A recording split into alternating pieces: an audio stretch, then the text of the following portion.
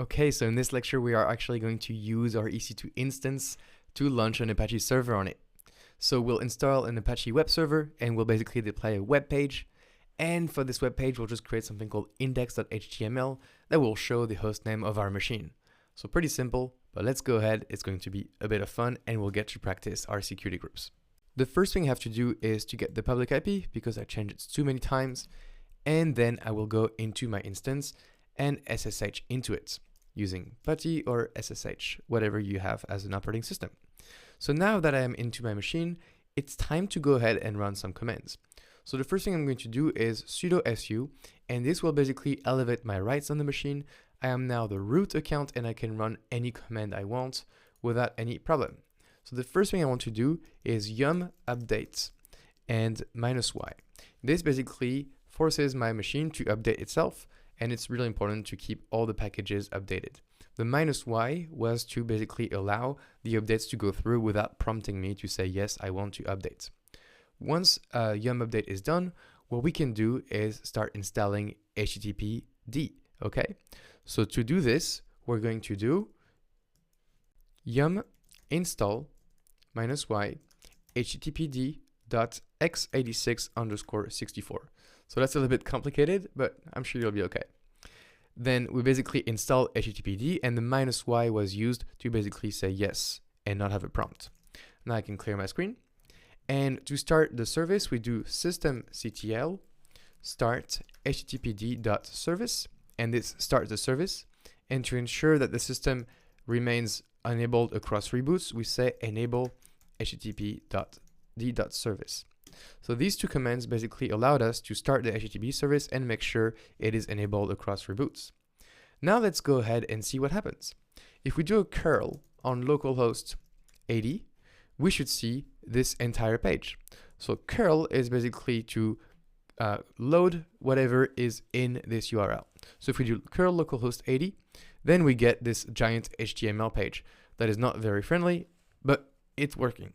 So we kind of want to have this in a web browser, right?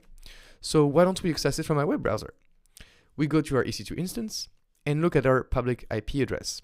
So what we have to do is open HTTP and then the IP address right here, port 80, which is just the HTTP port, and press enter. And as we can see, now we just wait and wait and wait. What does that look like? That looks like a timeout. So around timeouts, what do we say? We said that, yes, anytime there's a timeout issue, it's probably an error with the security group. Yes, indeed. If we go to view the inbound rules of our security group, we can see that it only allows port 22. But our Apache server was started on port 80. So what we have to do is open up that port 80 so we can access it. So I go to my security group. In the inbound rules, I can edit and add a rule. Here in the dropdown, there is already an HTTP rule ready for us. So we create HTTP, TCP on port 80, and the custom will just say 000/0, and we'll say allow HTTP traffic for Apache. Click on save, everything looks fine. And now if you go to our web page and reload it, so let's go ahead and stop this and now paste it, we can see that we got through. So by changing that security group and allowing this rule for port 80, we are able to get to our test page. And our test page basically says that it is a proper installation of the Apache HTTP server.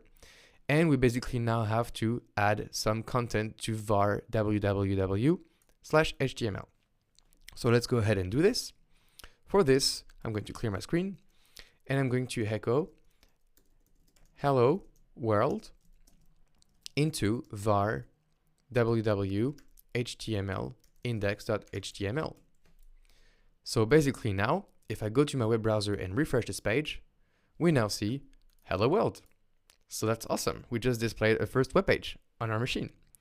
Now, because I want to make things a little bit more interesting for this tutorial, I'll do hello world from, and then $, and here we can enter a command, hostname -f, and then we'll put this into the same file. Basically what this does is that we'll make sure it says hello world and then the hostname of our machine.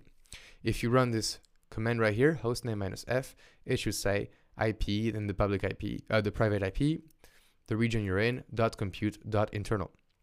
So now basically when we go back to a web browser and reload this, it says hello world from IP and the IP of our machine. And this is actually not the IP, this is the internal DNS. So that's about right. Now we get a hello world and we know which machine we're talking to. So that's pretty awesome. So this was a quick lecture to install HTTP Apache server, because in the next lecture, we're going to automate this installation using EC2 user data. So let's get started.